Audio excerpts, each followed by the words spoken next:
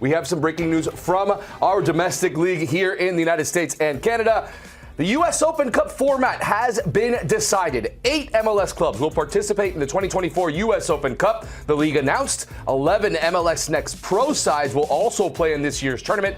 Additionally, MLS teams will only play lower division opponents until it cannot be avoided. This comes after a months-long saga that began in December when MLS clubs announced that their intent to not participate in the tournament and instead enter their NEXT Pro sides. U.S. Soccer initially ruled against allowing MLS clubs to pull out of the Open Cup, but talks, they have been ongoing over the last couple of months about a format to potentially salvage this year's tournament. The 8 teams will include last year's champions, Houston Dynamo, plus the 7 next highest ranked sides from last year's Supporter Shield standings that are not in this year's Concacaf Champions Cup. And there you see the clubs that will be involved. Houston Dynamo, the champions, Seattle Sounders, LAFC, Atlanta United, Real Salt Lake, FC Dallas, Sporting Kansas City, and the San Jose Earthquakes. And to break all of this down and more, we're going to bring in our guy from The Athletic, Felipe Cárdenas. Felipe, thanks for joining us.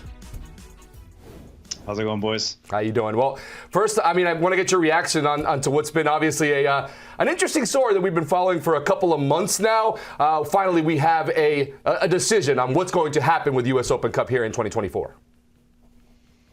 We do, and it's certainly just for 2024. You know, I was just on a call with the executive vice president of the Sporting and Competition Committee, Nelson Rodriguez, via MLS, and also Sporting Kansas City coach and sporting director Peter Vermees, as well as Houston Dynamo sporting director Pat Onstad. They were on a call with media, and they explained the format. They explained why they were doing this and what the advantages were moving forward. And so I think the first thing to note is that, yes, this is a 2024 edition of the Open Cup. Beyond that, like what happens next year, what happens in 2026 and beyond is still completely up in the air. So we don't know what this competition is going to look like next season.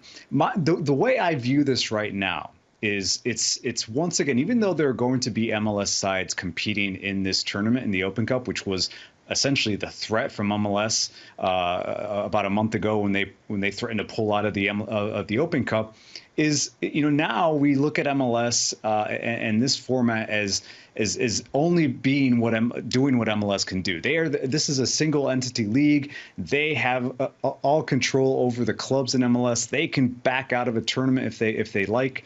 And that's what essentially they threaten to do. Now, even though they're keeping teams in this tournament, in my opinion, it still diminishes the credibility of the Open Cup from MLS. I mean, clearly Major League Soccer is going to prioritize their biggest tournaments, meaning Leagues Cup, rather than Open Cup. And so that is my first takeaway. It just feels like something that only MLS can do because they have the power to do so. And Open Cup still, like I said on a previous show, I think this tournament is still on life support. Felipe, it's so interesting that you talk about the Open Cup and credibility in Major League Soccer. Help us make sense of this. 8 teams in this pot right now that will compete in the Open Cup. How does this impact the state of soccer in this country as we move towards a World Cup? Well, I'll tell you what I just heard on the call, you know, and this was coming from the spokespeople at Major League Soccer, is that this format is going to boost and energize the sport in the United States, considering what is happening, what the runway looks like from now until 2026. You've got Copa America this summer, the Club World Cup coming to the United States in 2025. And these are all terms that they pointed to for the spokespeople at MLS, Nelson Rodriguez, saying, listen, there's a lot going on here.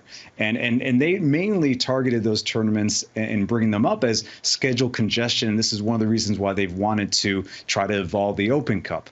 But what does it say? What is it? Does this strengthen the sport in the United States? You know, according to MLS, it does, because you're going to see MLS NEXT Pro teams and younger players getting opportunities to play for tournaments and to play in this competition.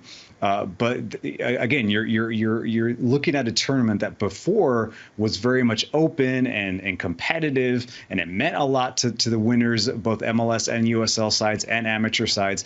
And now it's essentially a medium, a mechanism for Major League Soccer to boost their MLS NEXT Pro initiative, which they call it a professional league. They're very much not there yet. I mean, again, DC United, for example, doesn't have an MLS NEXT Pro team. DC United, okay, they are one of the original clubs from 1996, and so that is very very much still a developmental league. And so I think in that sense, it doesn't raise the bar. It doesn't make the tournament any better. You know, you mentioned obviously the lower division sides and just how important this tournament is to them. I mean, we just saw 2 seasons ago, Sacramento Republic got to the final and lost against Orlando City, but that obviously puts a shining light on these players that maybe aren't on TV every single week. So how does this format now affect those lower division sides that are really looking to get exposure against the top MLS sides, being that now there are only 8 MLS teams in this tournament?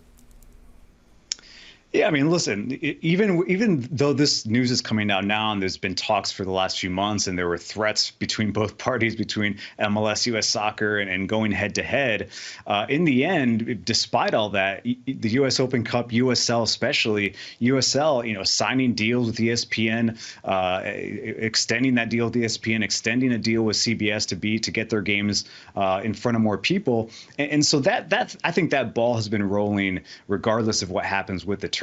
But I think moving forward, you're just not sure how interesting this tournament is going to be if you're not sure who's participating, and you're not sure how much this really matters to your hometown MLS side. Like I view it as, I think coaches are always going to be on the side of, we want to protect our players, we want to control how much they play.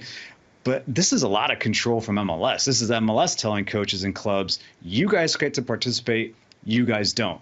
And I've always, in working in this sport and talking to coaches, the coaches are the ones that like to decide, okay, maybe I've got too many games this week. We've got an Open Cup. I'm going to play some of the younger players, or I'm going to play some of the guys that don't get enough minutes. And now, whether they're in the tournament or not, they're going to have to decide to do that. But really, this is just MLS saying, we're going to decide how this goes, especially in 2024, and what happens moving forward. We're going to have to go back to the drawing board and negotiate some more. Felipe, I share your disappointment as a former player who competed in this tournament. It's really, let's say, unnerving to see the control that's being exerted. But let's go to the competitive side of things. Of these 8 teams, you're going to have to play them. They're going to be in this tournament. Which teams jump out of you as early favorites to lift this year's trophy?